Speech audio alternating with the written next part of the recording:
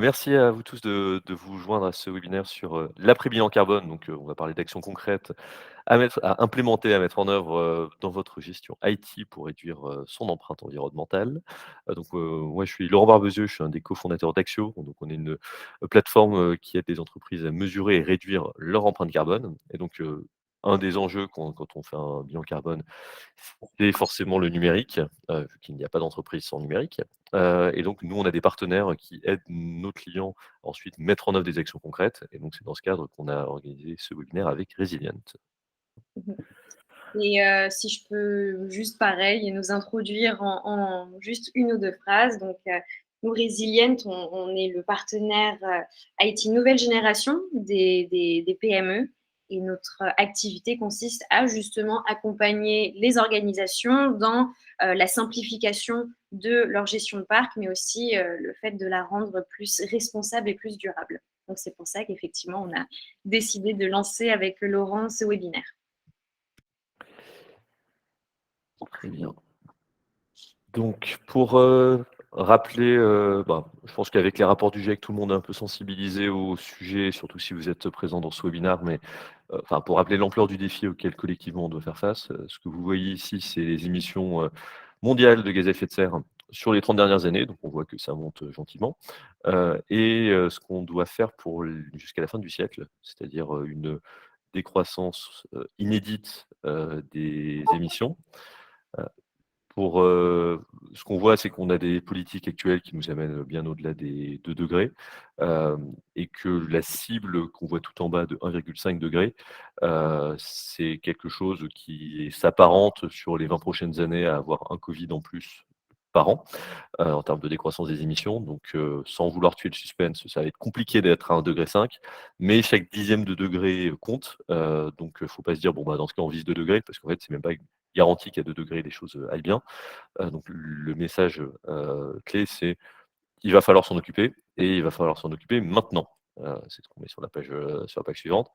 On lit parfois récemment, «Il nous reste 3 ans pour agir». Pour prendre, une analogie, le meilleur moment pour s'occuper du changement climatique, c'était il y a 30 ans, et le deuxième meilleur moment, c'est maintenant. C'est pas, dans un mois, dans un an, dans 3 ans. Vu que tout ce qu'on va pouvoir mettre en place dès maintenant, on va, avoir un bénéfice, collectif, économique, par rapport à un monde où on aurait émis plus d'émissions de gaz à effet de serre. Ensuite, heu, pour, justement arriver à se repérer et voir qu'est-ce qu'on peut faire, il y a un outil, je vais rentrer plus dans le détail après sur, la méthodologie, les modes de calcul et autres, qui est le bilan carbone dont vous avez sûrement entendu parler. Donc le En un mot, le bilan carbone permet de mesurer toutes les émissions, soit au niveau individuel ou au niveau d'une entreprise. On va plutôt parler d'une entreprise, mais si je vous encourage, si vous n'avez pas déjà fait, à faire votre bilan individuel sur le site de l'ADEME. Il y a un calculateur très bien pour ça. Et ça ne sert pas juste à mesurer, ça permet d'identifier comment on va faire pour réduire les émissions. Parce que mesurer en soi, ça ne sert à rien, ça n'a pas baissé les émissions. L'enjeu, c'est de passer à l'action derrière. Ça, c'est, on va dire, un impératif, collectif, quasiment moral. Après, au niveau d'une entreprise, il y a des vraies raisons business, pour se lancer dans cette démarche. Tout d'abord, ça permet de répondre à des demandes de plus en plus, fréquentes et pressantes, des clients. Hem Tant sur du B2C que sur du B2B. En B2C, il y a une demande d'information, des clients sur leur empreinte environnementale. Ils veulent avoir le choix et pouvoir vivre un mode de vie plus responsable. Niveau B2B, là, maintenant, ça devient des critères, sur lesquels il y a des points dans les appels d'offres, des conditions pour être référencé. Ça devient quelque chose qui est incontournable dans la vie d'une entreprise. Ensuite, il y a un enjeu d'image vis-à-vis du marché et de ses clients, et peut-être même surtout de marque employeur. Donc on sait que, maintenant les gens veulent réconcilier, leur vie de salarié, leur vie de citoyen et leur sensibilité environnementale. C'est Ça va plus être possible pour une entreprise de ne pas être engagée sur ces sujets. On a 80 des jeunes pour qui c'est un des premiers facteurs de choix pour le choix de leur employeur, et cetera. Heu, c'est également un enjeu, pour répondre à ces investisseurs, qu'on soit une start-up, une PME ou un grand compte. On a de plus en plus d'investisseurs qui demandent des informations sur le carbone. Ça devient même une condition nécessaire dans des pactes d'actionnaires, dans des lettres d'intention, de s'engager dans cette démarche pour obtenir des financements et ça va être de plus en plus le cas avec les histoires de taxonomie européenne, je passe sur les détails. Et enfin, et c'est un peu la voiture balai pour le coup, il y a des obligations réglementaires qui vont être de plus en plus généralisées, contraignantes et cetera. Mais il faut bien voir que ça arrive toujours un peu en retard par rapport, 1 à l'urgence climatique et ensuite aux vrais enjeux, RH, business et investisseurs, des entreprises. Si on est déjà une entreprise soumise à la réglementation, bah, tant mieux. C'est en train de se généraliser à horizon 2 ans. Toutes les entreprises de 250 salariés vont devoir le faire en Europe, chaque année. Mais c'est passer à côté du sujet de le faire juste pour cocher une case réglementaire. Si on rentre plus en détail maintenant sur, qu'est-ce que c'est un bilan carbone, très concrètement? Ça va être l'inventaire, donc l'ensemble de toutes les émissions de gaz à effet de serre qui sont émises directement et indirectement par une organisation sur une période donnée. Donc si on regarde maintenant un peu le détail de chaque terme du sujet, les émissions de gaz à effet de serre, donc on parle beaucoup de CO2, mais il y en a d'autres. Il y a des gaz de frigorigènes pour la climatisation, il y a le méthane, le protoxyde d'azote et cetera. Il y en a pas un nombre infini, donc ça c'est fixé par la science, on sait ce qu'il faut chercher. Le point clé vraiment, c'est que c'est les émissions directes et indirectes. Vous avez peut-être déjà entendu parler de scope 1, 2, 3. Donc ça, c'est la logique, c'est qu'on va raisonner en chaîne de valeur. Qu'est-ce qu'il y a en amont? Qu'est-ce qu'il y a en aval? Je vais en parler plus en détail sur la page suivante, mais ça, c'est un point vraiment important, surtout quand on va parler de numérique. Heu, c'est sur une organisation, pas plus, il y a un autre sujet qui est le faire au niveau individuel et je vous encourage à le faire si ce n'est pas déjà fait. Ça va être, toute une entreprise, tout un territoire, même tout un produit et c'est sur une période donnée. Typiquement, on fait ça, sur une année. Heu, on a prévu un petit sondage, sur lequel vous pouvez, qu'on va vous communiquer, sur lequel vous pouvez, répondre en parallèle, sur est-ce que vous avez, déjà fait un bilan carbone ou pas dans votre entreprise? Ça vous intéresse de savoir où vous en êtes dans votre démarche, là-dessus. Hem, si on va maintenant plus dans le détail, sur la page suivante sur, justement les histoires de périmètre, donc là c'est un graphique que vous avez peut-être déjà vu, heu, j'espère. Sinon, vous allez le revoir, dans votre vie. Donc ça c'est, toutes les émissions enfin c'est le périmètre d'un bilan. L'idée c'est qu'il faut, heu, regarder tous les gaz sur sa chaîne de valeur, heu, l'amont, ce qu'il y a dans l'entreprise et l'aval. Heu, donc ça, c'est des histoires de scope 1, 2, 3. Si on applique ça au numérique, le scope 1, c'est, le carburant que vous achetez dans l'entreprise et le chauffage au gaz dans la cave. En général, c'est pas un sujet sur le numérique, à moins d'être, l'entreprise heu, qui, a une usine qui fabrique, des ordinateurs et qui est chauffée au gaz. Voilà. Il y a le 2e sujet, c'est le scope 2, toujours de l'énergie, mais les émissions ne sont pas chez vous, elles sont dans la centrale à côté. Et donc là, forcément, l'électricité, pour faire tourner le matériel, ça compte évidemment dans le scope 2 et donc le numérique a un impact là-dessus. Et tout le reste, c'est le scope 3. Sur les entreprises de services, ça peut faut représenter jusqu'à 99 des émissions. Pour une entreprise très industrielle, ça peut être, 50. Donc c'est vraiment, là que va être la bataille, pour les entreprises. Arriver à comprendre ce périmètre-là et voir ce qu'on peut faire concrètement.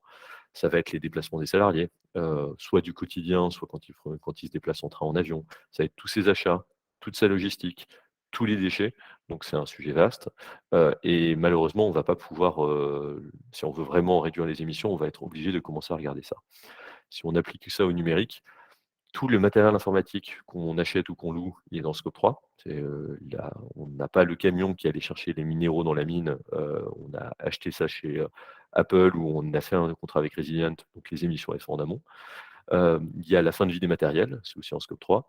Il y a tout ce qui est dans le cloud, c'est aussi en scope 3 parce que, voilà, c'est chez les autres. Et il y a également, l'empreinte numérique de mes clients. Si je suis une entreprise, notamment qui fournit des services numériques, en fait, ils vont avoir Netflix n'existe pas si, les gens n'ont pas des écrans chez eux. Donc ça va être dans le scope 3 de Netflix. C'est nécessaire à la survie de l'entreprise d'avoir de l'électricité chez les gens et donc il y a une empreinte carbone associée. Donc c'est important de garder ça en tête. On donne des exemples sur le numérique, mais il y a vraiment cette même logique de chaîne de valeur sur toutes les autres activités de l'entreprise. Si on fait un zoom maintenant sur le numérique, qu'est-ce que c'est dans le total des émissions de CO2? Donc ça, c'est sur la page suivante.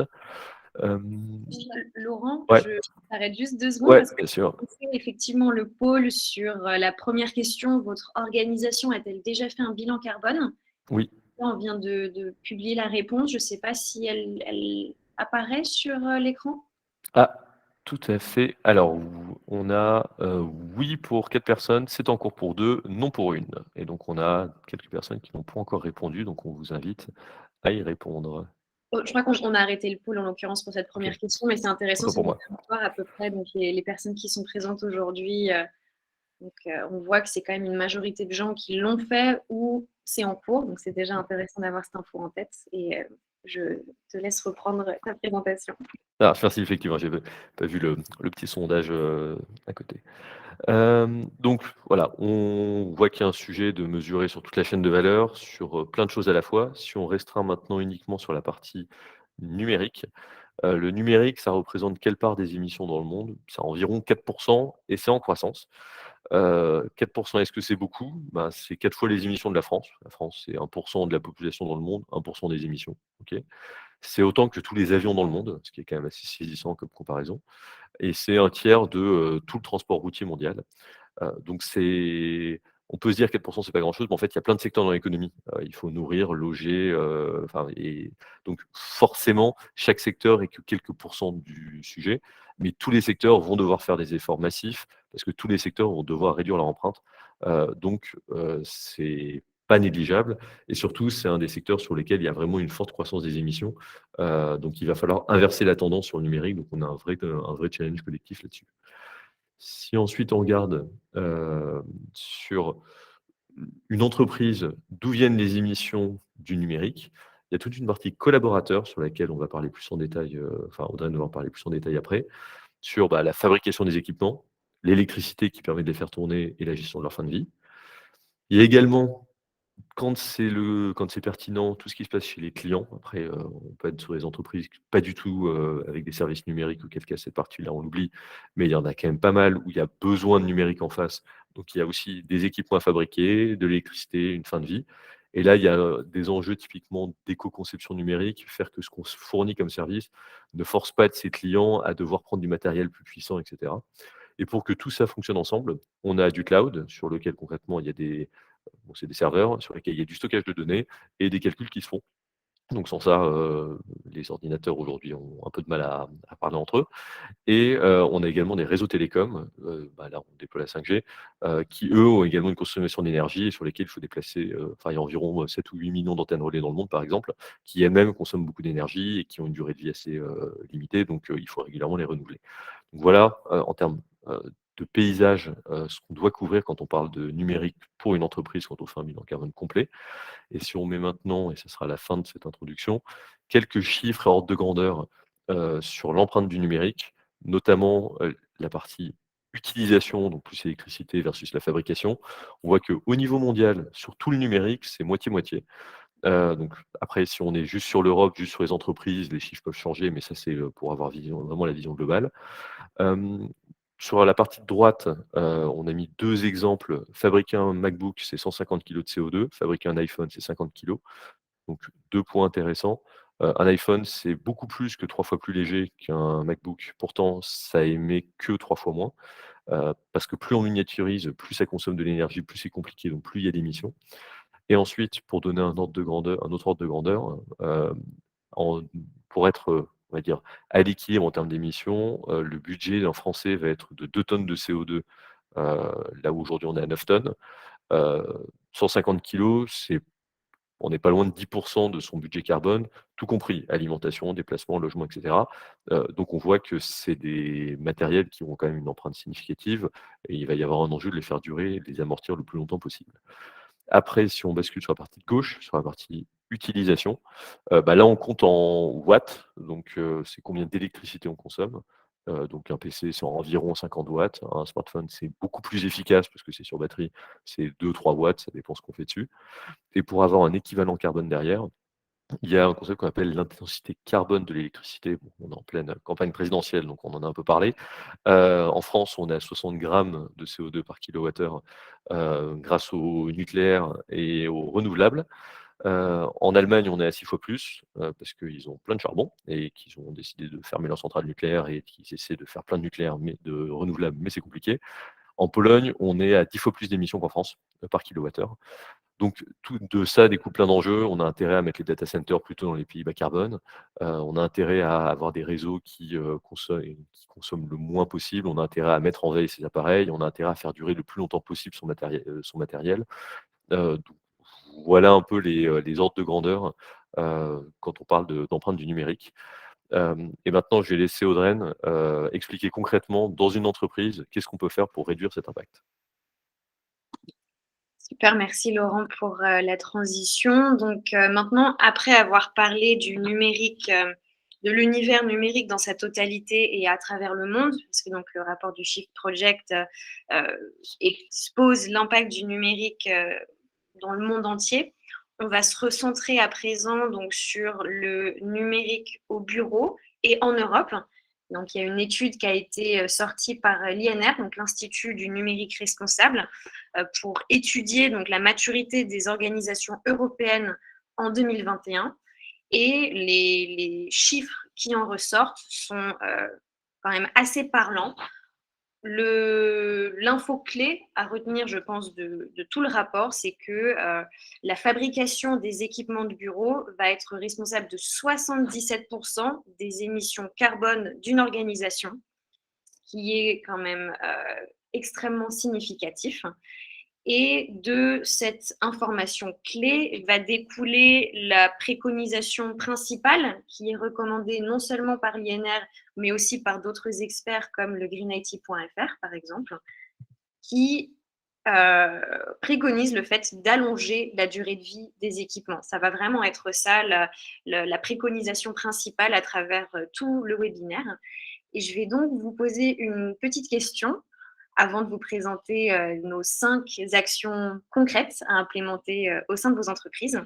Donc, par curiosité, on se demandait si votre boîte a déjà formalisé une politique Green IT ou pas. Donc, on vient de lancer le pôle. Je vois qu'il y a déjà voilà, une réponse. Je vais peut-être attendre quelques secondes, histoire d'avoir une idée un petit peu plus précise. Donc là, on voit qu'on a déjà, on a un peu de tout, mais ok, non, c'est une bonne nouvelle parce qu'on voit déjà la majorité de personnes ont répondu oui, 2 personnes ont répondu c'est prévu, c'est en cours. Personne qui a répondu non pour l'instant, donc ça c'est assez chouette. Une personne qui a dit je ne sais pas. Donc bon, je pense qu'on peut arrêter le pôle, ça donne quand même une idée, je pense. Donc ouais, on voit qu'il y a une grande majorité de gens qui ont répondu oui, c'est prévu et c'est en cours. Donc c'est déjà une très bonne nouvelle. Je ne pense pas que je vais vous apprendre vraiment des choses si nouvelles que ça à travers donc, nos 5 actions concrètes à implémenter. Donc, la manière dont je vais vous présenter ces différentes actions, ça va se faire à travers le cycle de vie des équipements. Je voulais juste voilà, reprendre un petit peu ce schéma du principe de circularité qu'on a développé avec Canopé. Donc, j'ai mis le lien en bas du slide. L'idée, c'est on voulait vraiment visuellement montrer ce principe de circularité des équipements numériques, pouvoir donc allonger leur durée de vie, pouvoir les réemployer, etc. Donc, c'est quelque chose qui se matérialise ici sur ce slide. Pour reprendre les choses depuis le début, on a précisé ce niveau zéro. Donc, avant toute chose, le préalable à tout changement volontaire et engagé, ça va être la prise de conscience et de connaissance du sujet. Parce qu'on a beau exposer différentes préconisations et actions, si en amont les gens ne sont pas alignés justement à tous ces différents principes, on ne va pas réussir à réellement implémenter ces différentes actions. Et faire justement un bilan carbone, notamment avec Axio, ça va vous permettre d'identifier les principaux gisements de réduction de votre impact numérique et pouvoir voilà, identifier les sources principales d'émissions et adopter les actions adéquates, parce qu'il faut savoir que d'une organisation à une autre, les sources d'émissions ne vont pas forcément être les mêmes. Donc, faire un bilan carbone, ça va forcément vous permettre d'avoir une meilleure vision de la pollution numérique de votre organisation.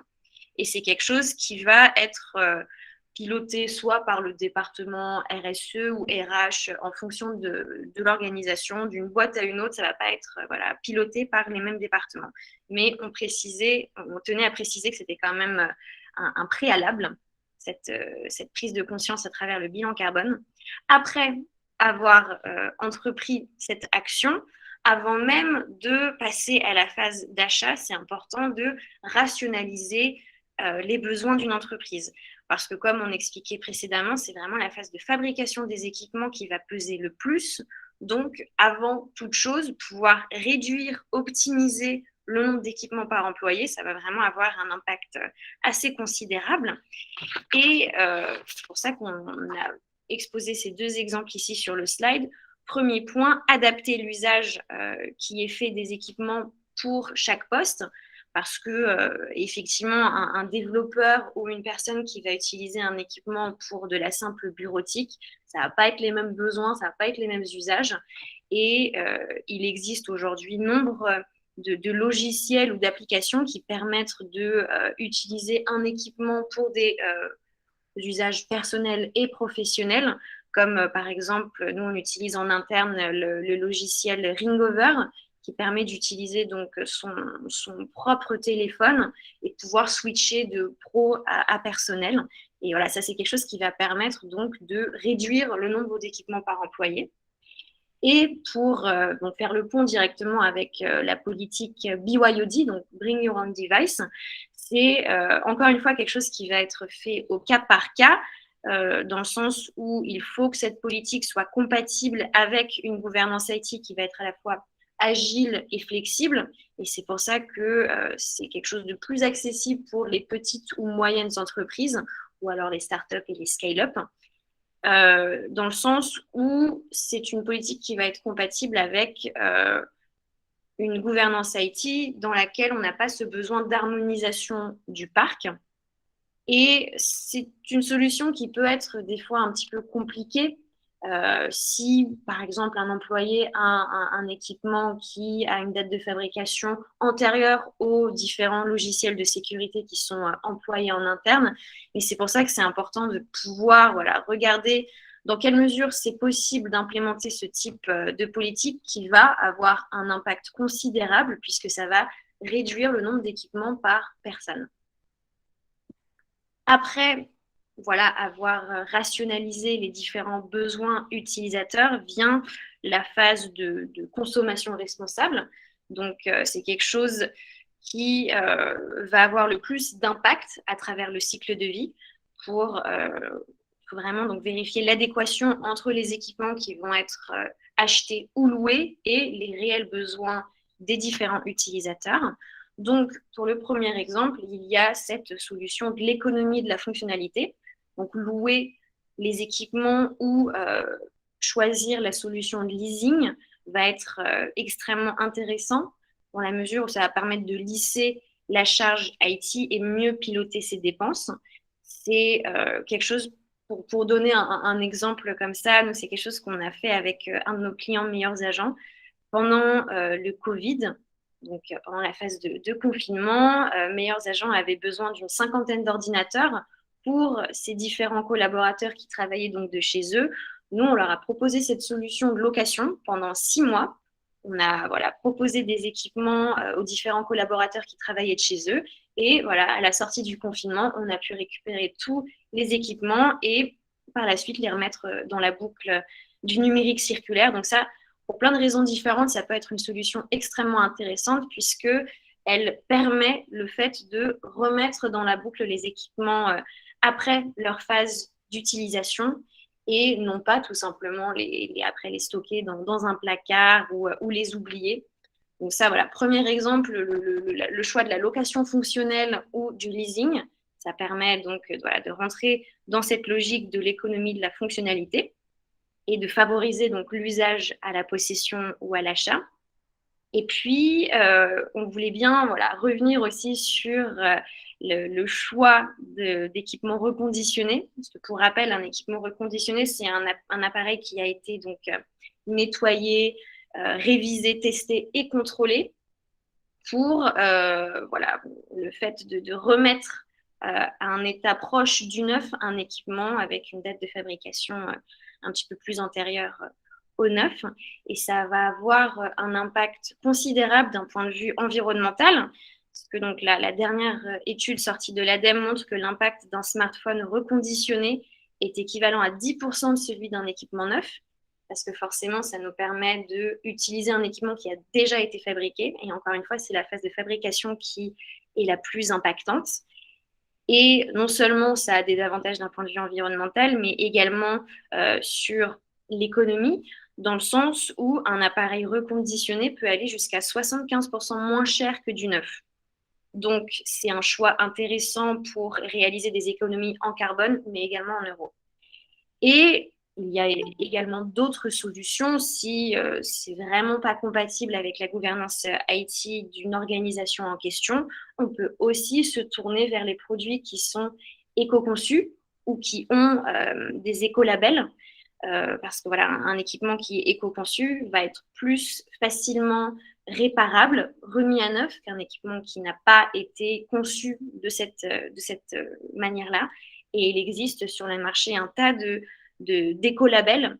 Pour donner quelques exemples, il y a donc Blue Angel, TCO Certified, Energy Star, l'écolabel européen, qui, voilà, ça va vraiment être gage du fait que l'ordinateur ou l'équipement en question peut être plus facilement réparable. Et il y a également l'indice de réparabilité qui est aujourd'hui visible sur tous les équipements numériques et bientôt l'indice de durabilité. Donc voilà, là vous voyez différents exemples de solutions facilement actionnables et accessibles à travers la formalisation d'une politique d'achat numérique responsable. Après être passé par cette phase de l'achat, qui est vraiment celle qui est la plus importante et impactante, il vient également la phase d'usage. Donc, on va la détailler ici sur la partie software, puis en second temps sur la partie hardware. Donc, pour rappel, c'est vraiment la phase de fabrication qui est la plus impactante. Donc, les bonnes pratiques se situent surtout au niveau de l'achat. Donc, c'est vraiment celle-ci à appliquer en priorité. Et après cela, il y a beaucoup de choses à faire sur l'usage, mais ça va avoir un impact un peu plus ou moindre. Donc ici, les deux exemples qu'on a décidé de mettre en avant, ça va être le fait de devoir plutôt préconfigurer et sécuriser les équipements en amont, parce que aujourd'hui, la cause principale des lenteurs informatiques, ça va être cette notion d'obésiciel. Il y a aujourd'hui énormément de logiciels qui ne sont pas compatibles avec des équipements un petit peu plus vieux, avec voilà, toutes les mises à jour qui sont continuellement imposées. Et pour rappel, donc, c'est 109 heures de temps de travail qui sont perdues par an par salarié à cause de lenteurs informatiques. Donc, c'est quelque chose qui peut être évité justement en préconfigurant et sécurisant les équipements au cas par cas en fonction de ce qui va être compatible sur chaque ordinateur en termes de logiciel et pouvoir donc optimiser les différents paramétrages et usages. C'est quelque chose qui peut notamment être fait à travers un inventaire comme celui par exemple qu'on propose chez Resilient, le fait de pouvoir inventorier et suivre les équipements informatiques dans un logiciel de gestion de parc. Ça va permettre de connaître l'état de santé du parc en temps réel et de pouvoir voilà, rapidement trouver les différentes informations sur chaque équipement et voilà, proposer les solutions adéquates au cas par cas. Donc, ça va être la partie un petit peu plus software qu'on détaille à travers ce point numéro 3. Après vient aussi toute la phase de maintenance du matériel. Donc, c'est une chose de pouvoir gérer la notion de logiciel pour qu'il soit compatible avec chaque équipement, mais il y a aussi toute la notion de maintenance du matériel, de pouvoir allonger la durée de vie du matériel à proprement parler. Ça passe par la remise à niveau, la réparation des équipements au lieu de tout simplement les jeter, les remplacer. Pour rappel, aujourd'hui, c'est 4 ans la durée de vie et d'utilisation d'un ordinateur au sein d'une entreprise. c'est un chiffre qui a été divisé par 3 en 30 ans. Donc, c'est vraiment absolument critique au sein d'une entreprise de pouvoir allonger la durée de vie des équipements à travers notamment cette action de maintenance du matériel et la réparation des équipements, la remise à niveau, l'augmentation de la performance des équipements actuels. C'est quelque chose qui passe notamment par le fait de remplacer des écrans qui ont été rayés ou cassés, de changer les batteries en fin de vie, rajouter de la mémoire de stockage sur un équipement. Voilà, il y a différentes choses qui peuvent être faites avec les bons partenaires, justement, réparateurs, reconditionneurs. Et c'est quelque chose d'intéressant même d'un point de vue économique et financier, dans la mesure où ça permet de ne pas d'acheter moins, tout du moins, d'équipements neufs et voilà, pouvoir les remettre à niveau, les réparer permet voilà, de garder son équipement pendant plus longtemps et de réduire l'achat d'équipements neufs. Donc, après cette phase de maintenance, on arrive à la 5e action concrète qu'on voulait vous exposer. Ça va être plus le réemploi. Ça passe par notamment le fait de planifier en amont les mouvements d'employés. Au sein d'une entreprise, il y a très régulièrement du matériel qui n'est tout simplement pas utilisé. Et à travers justement un inventaire en temps réel, ça peut permettre justement de suivre les différents mouvements d'employés, réattribuer des équipements en interne, ce qui permet là aussi de réduire les achats d'équipements neufs. Et ça va retarder la fin de vie des équipements, pouvoir leur donner plein de vies, voilà, une seconde vie, une énième vie, et retarder la fin de vie des différents équipements. Puis, la toute dernière solution, après avoir suivi voilà, la totalité du cycle de vie des équipements, ça va être la fin de vie réelle, le recyclage des équipements. Donc, il faut savoir que le réemploi et le recyclage, pardon, va pas forcément s'opposer, mais c'est des solutions qui se situent à différentes étapes du cycle de vie. Après avoir réemployé et réattribué les équipements en interne le plus de fois possible, à travers notamment donc, les solutions exposées précédemment, la maintenance du matériel et la gestion des usages des équipements utilisateurs, on peut se tourner vers justement un partenaire IT ou un éco-organisme qui va être en mesure de gérer de la manière la plus responsable possible la fin de vie des équipements, pouvoir donc recycler les équipements il faut savoir que très peu de choses sont réellement recyclables dans un équipement numérique. Donc, ce qui se passe dans cette étape du cycle de vie, ça va être le fait de récupérer les différentes pièces détachées des équipements dans la mesure du possible pour pouvoir justement remettre à niveau d'autres équipements. Donc, vous pouvez voir voilà, à travers les 5 actions qui ont été exposées, à travers tout le cycle de vie des équipements, différentes solutions qui vont vous permettre justement d'allonger la durée de vie effective d'un équipement au sein de votre organisation. Donc, on avait aussi une petite question à poser après avoir exposé justement toutes ces différentes solutions. On était curieux de savoir. Est-ce que c'est lancé? On était curieux de savoir. Voilà, donc maintenant que je vous ai exposé toutes ces différentes solutions, est-ce qu'il y en a une en particulier que vous souhaiteriez voir implémentée en priorité dans votre entreprise? Donc, on a voilà, lancé le pôle et je vois qu'il y a une personne qui vient de répondre. Ah, parce que si on scrolle, on voit qu'il y a... Ah, voilà. Ok, donc on voit par exemple pour l'instant, la majorité des gens répondent que c'est la rationalisation des besoins. Puis là, on commence à avoir des votes un peu de partout, c'est intéressant. Un vote. 10. Ok, bon là, on a déjà 10 réponses. 12. Voilà, bon, je pense que ça va plus ou moins être représentatif. Voilà, je pense qu'on peut peut-être arrêter le pôle. à ce moment-là. Donc les réponses, c'est assez intéressant. On voit que il y a un peu de tout finalement, mais la grande majorité a répondu à la rationalisation des besoins. C'est intéressant parce qu'effectivement, comme ce qu'on expliquait précédemment, c'est la première phase justement du cycle de vie des équipements et c'est une chose qui est nécessaire à faire au préalable pour pouvoir après assurer toutes les actions qui viennent derrière. Donc c'est assez intéressant.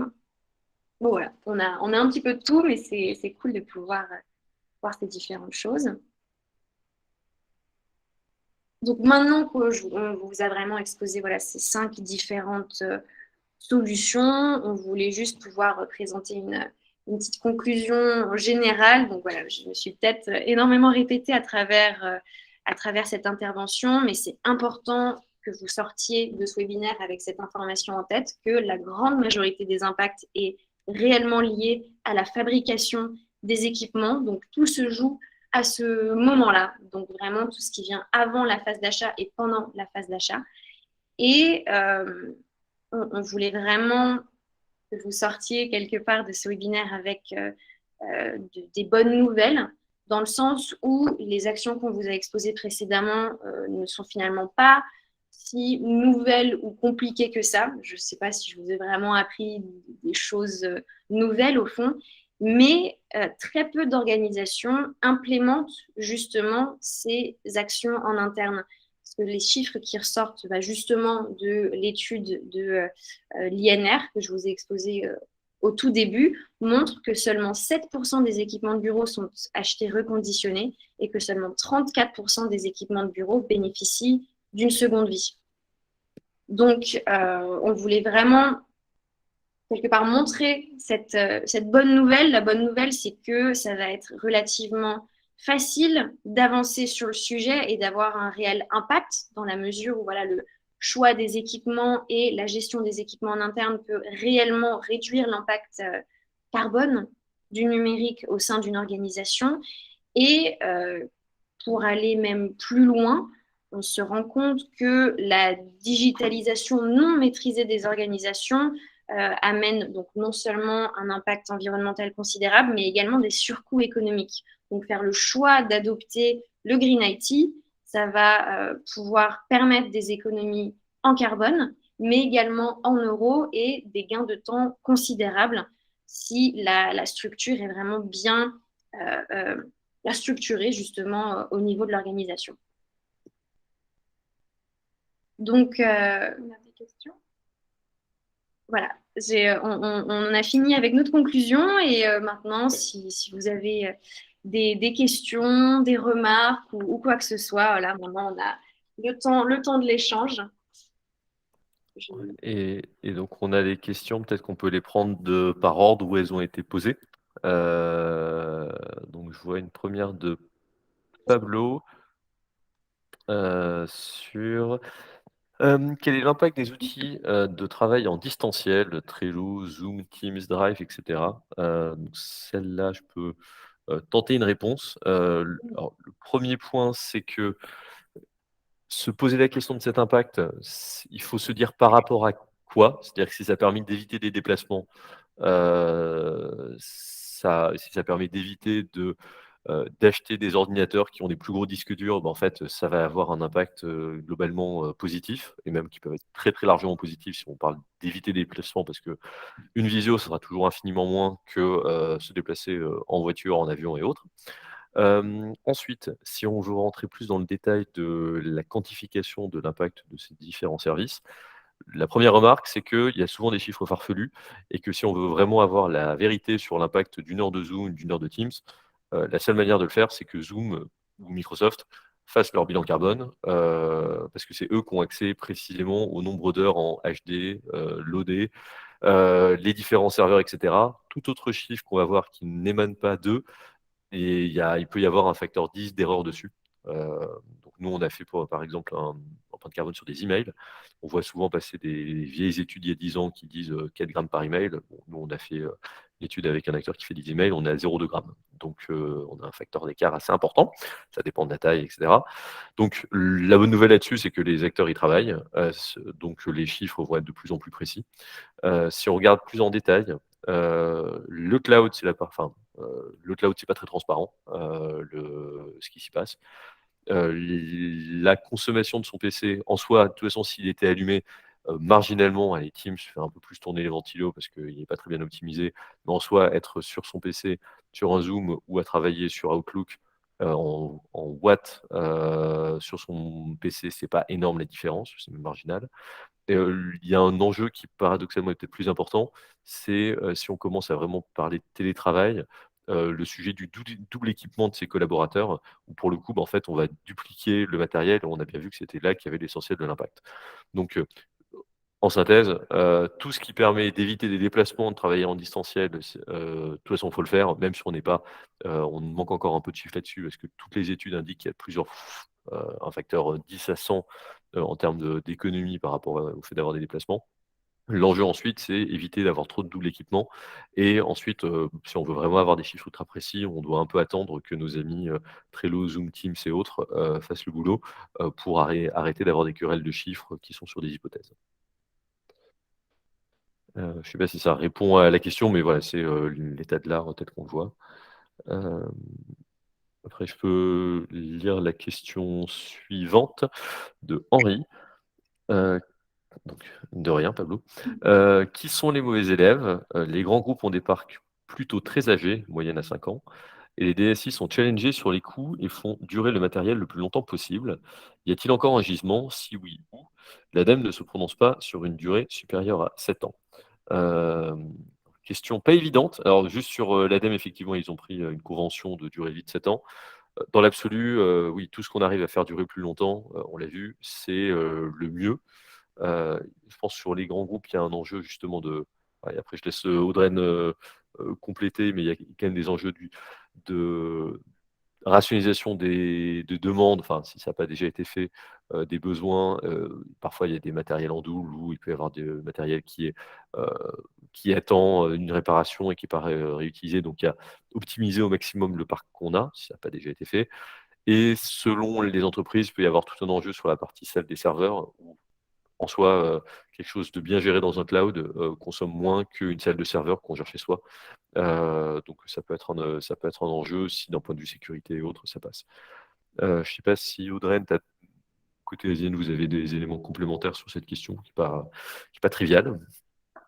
Oui, non, mais comme tu disais, effectivement, c'est une question assez compliquée. Et même pour le tout premier point, qui sont les mauvais élèves, alors honnêtement, c'est vraiment du cas par cas et ce serait difficile, je pense, de répondre à cette question parce que quand on regarde justement des études comme le benchmark Green IT ou comme le Winner 2021, on se rend compte que justement, je pense que les grands groupes sont relativement matures sur la gestion du parc informatique, tout du moins, pas tant sur la phase d'achat, mais sur le fait d'allonger la durée de vie des équipements et parce que ça va surtout être lié au coût des achats neufs. Donc ça, c'est effectivement, j'ai pas grand-chose à rajouter sur ce point-là. Pas sûr de comprendre la question. Y a-t-il encore un gisement, par contre? Je sais pas, Laurent, comment tu Ce comprends la que je question? comprends, c'est, si on a déjà, tout fait niveau coût et qu'on a du matériel, qu'on fait durer plus longtemps, c'est sûr qu'il y a quand même le principal facteur, qui a déjà été mis en place. Ça pose enfin, dans les grands groupes, il y a souvent des sujets de, maîtriser son parc et il peut y avoir et d'optimisation des réparations et autres. Mais c'est sûr que le premier gisement a été exploité, si on fait durer longtemps son matériel. Oui, tout à fait. Pas forcément grand-chose à rajouter. Je pense que tu as bien répondu déjà à la question. Hop, je marque en répondu. Bah, je continue de ou tu veux lire la suivante? Alors, comment concilier les risques de ransomware et donc le besoin de soft à jour Windows Avec 11 et l'allongement après 7 ans risque de sécurité? eh Donc, bien, Cyberattaque. Alors, honnêtement, moi, je ne suis pas IT manager, donc je n'ai pas forcément tous les détails bien précis et techniques. Donc, je ne sais pas si je saurais vraiment bien répondre à cette question-là, pour être honnête. Je ne sais pas si, Laurent, toi, tu as des éléments précis. C'est un peu un sujet, disons que c'est compliqué, enfin moi non plus pas IT manager, donc je vais pas, vouloir dire trop de bêtises.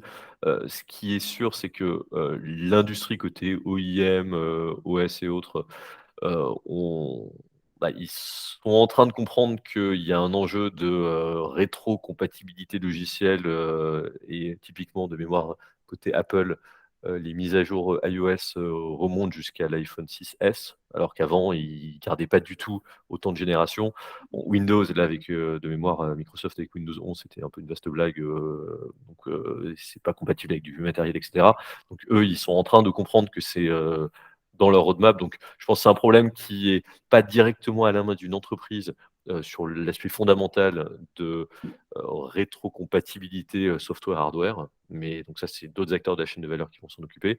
Néanmoins, sans rentrer trop, dans des détails que je vais peut-être pas maîtriser, il y a des questions de est-ce que certains, postes peuvent être, virtualisés? Donc en fait, l'intelligence est plus dans des serveurs dans du cloud et on a des postes beaucoup plus légers, côté utilisateur. Et il y a aussi un enjeu qui me semble est assez loin du matériel, mais qui est côté firewall, sécurité des réseaux et qui pour le coup, sans trop m'avancer, toute une partie de la lutte, là-dessus va pas forcément être uniquement sur la machine, mais peut être, en amont. Pour avoir fait des projets dans les banques, on peut même pas, brancher une clé USB sur son PC. Heu, Ils sont pas reconnus, c'est désactivé. Donc il y a pas mal d'éléments de sécurité niveau réseau qui sont, il me semble, un peu indépendants du matériel final utilisé par, l'utilisateur et qui sont au moins aussi importants. Mais bon, ça va pas répondre, à résoudre tous les sujets de sécurité, j'en suis conscient. Puis on vient de me dire dans l'oreillette que ce sera le sujet de notre prochain article de blog, qui devrait justement répondre à toutes ces questions-là. Ah bah voilà, Audrey vient juste de... Ah voilà, oui, exactement. C'est ce que Audrey expliquait. Donc, on pourra vous envoyer, si vous voulez, notre prochain article de blog. On est en train de mettre au point avec des personnes qui gèrent justement ce sujet-là. Donc, je pense que ça pourra potentiellement répondre à toutes vos différentes questions. Donc, on retourne au Q&A. Voilà. Ensuite, Marie. Les 5 actions sont classées dans l'ordre de la plus à la moins impactante. Donc effectivement, c'était pour répondre à ta question, Marie, j'ai vraiment exposé donc le cycle de vie des équipements. Donc effectivement, tout ce qui va venir en amont va avoir le plus d'impact puisque ça va pouvoir permettre de réduire justement le nombre d'équipements euh, utilisés au sein d'une organisation, faire le bon choix des achats. Et une fois que tout ça aura été réalisé en amont, ça facilitera le travail sur la maintenance des équipements, parce qu'un équipement éco-conçu va être beaucoup plus facilement réparable qu'un équipement qui n'a pas été éco-conçu. Pareil pour un équipement reconditionné ou avec un bon indice de réparabilité. Et effectivement, donc les actions sont classées dans cet ordre de la plus au moins impactant parce que ça suit justement le cycle de vie des équipements. Effectivement. Et puis, avez-vous des pro tips pour provoquer un éveil déclic chez les salariés pas du tout sensibilisés? Bah oui, effectivement, la fresque du numérique, c'est déjà un super exemple. Nous, c'est vraiment quelque chose qu'on fait déjà en interne au sein de Résilienne. C'est non seulement une chouette activité de team building, mais ça permet de vraiment bien avoir en tête d'où proviennent les différentes sources justement de pollution numérique. Donc, c'est super pour pouvoir effectivement provoquer un déclic, un éveil de conscience sur la notion de pollution numérique. Et après, il y a beaucoup de différentes activités qui peuvent être faites en interne, comme il y a un super MOOC. Je ne sais pas si tu avais vu ça passer, le MOOC développé par l'INR, justement, Introduction au numérique responsable.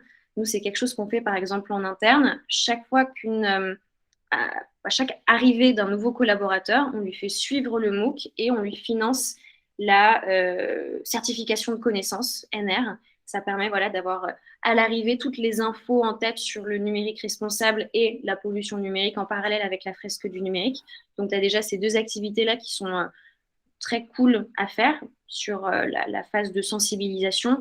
Puis après, il y a plein de nouvelles choses qui sont en train d'être développées. Il y a, je sais qu'il y a un escape game qui a été créé par j'ai plus en nom le tête, j'ai plus en tête le nom de l'escape game, et un escape game qui a été créé justement sur le numérique responsable. Donc ça permet de gamifier un peu l'apprentissage et aussi d'en apprendre un petit peu plus sur le sujet. Et éventuellement, il y a un tas d'infographies qui ont été développées par Zeil. Nous aussi, on a fait aussi, par exemple, la charte du numérique circulaire. Donc ça, si c'est voilà, des petites infos que tu peux faire circuler en interne au sein d'une organisation, ça va permettre de bien être conscient de ces différentes informations-là. Et pour ce qui est faire venir des intervenants, il y a des gens absolument super, comme Canopé, par exemple, qui est consultant en numérique responsable. Ils interviennent au sein des entreprises pour justement sensibiliser sur le sujet. Il y a des personnes vraiment très, très calées sur le sujet, comme Basile Figuera aussi, pour un autre exemple. Voilà, il y a tout un tas de personnes, et ça, si ça, c'est quelque chose qui t'intéresse, je pourrais t'envoyer une liste à l'issue du webinaire pour que tu puisses savoir justement qui est en mesure d'intervenir au sein d'une entreprise pour sensibiliser là-dessus.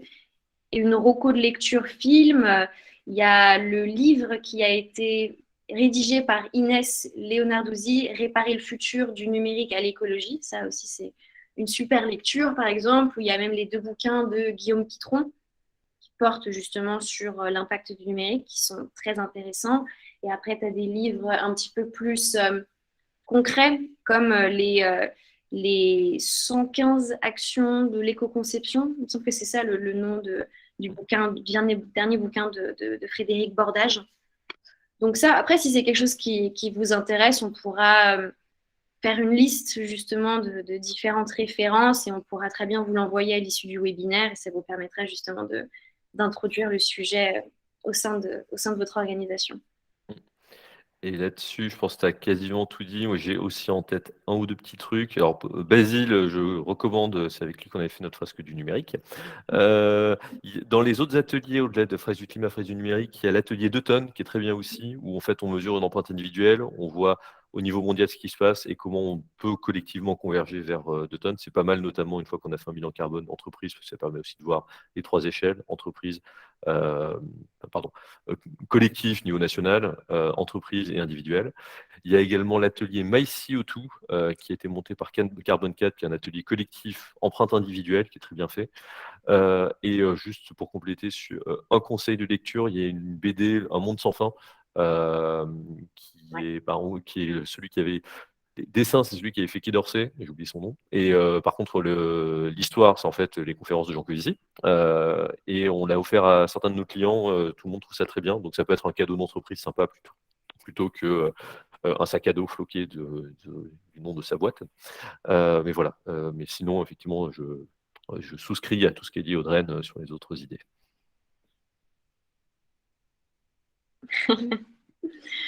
Super.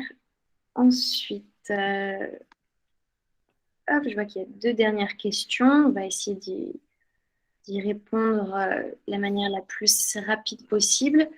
Stéphane, remarque, attention à l'incitation au renouvellement du leasing, empreinte carbone et empreinte matière, même combat. Privilégier le texte et le son versus vidéo, important en amont. Donc oui, effectivement, là, il y a plein d'autres actions qui peuvent être entreprises en plus de ce qu'on a déjà exposé. Donc effectivement, sur la phase d'usage qui va être moins impactante que la phase de choix des équipements.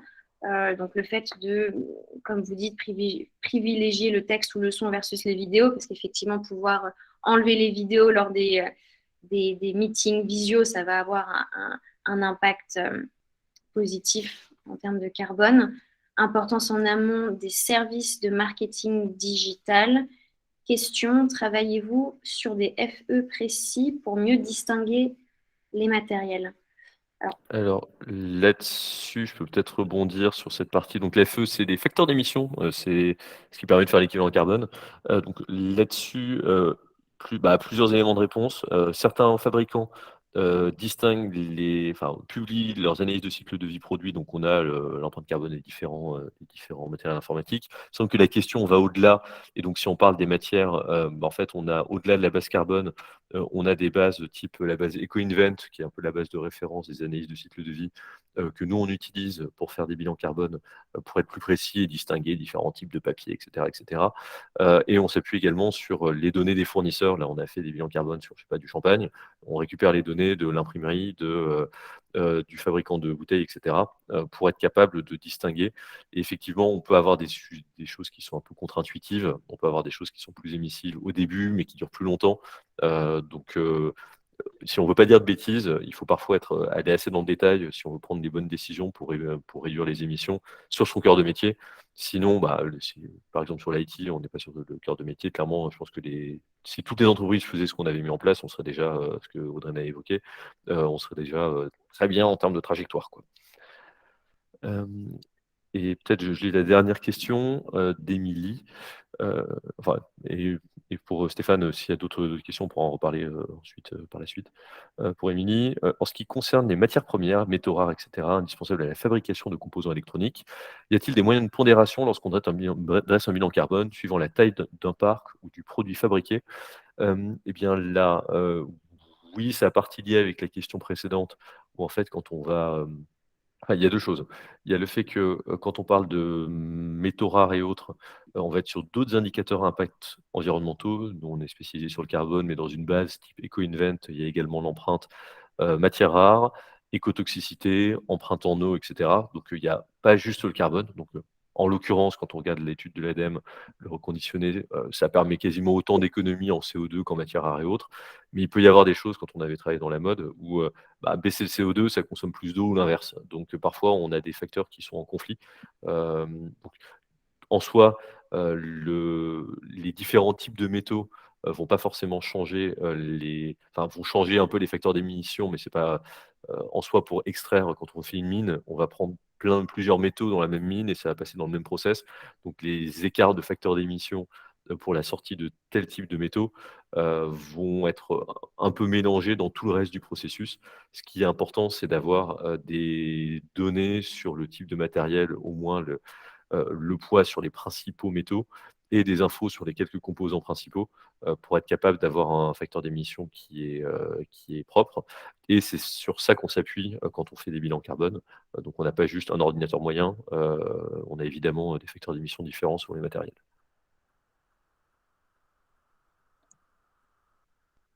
Super. Alors, je pense que là, c'était la dernière question du pôle. Super. Bon, écoute, je pense qu'on a fait le tour des différentes questions. Je vois qu'il est déjà midi 3 en plus, donc on va vous laisser pour votre pause déj. Merci, merci à tous pour votre participation. Merci à toi, Laurent, pour, pour ce webinaire. Et puis, effectivement, on a enregistré l'intervention. Donc, le webinaire sera disponible en replay après coup. Et puis, on pourra vous envoyer effectivement tous les différents slides. On a mis aussi beaucoup d'informations en annexe. Donc, vous aurez plein de différents liens, ressources, etc. pour compléter ce qu'on a déjà présenté à travers le webinaire. Et je regarde si ce n'est pas des questions. Non, super.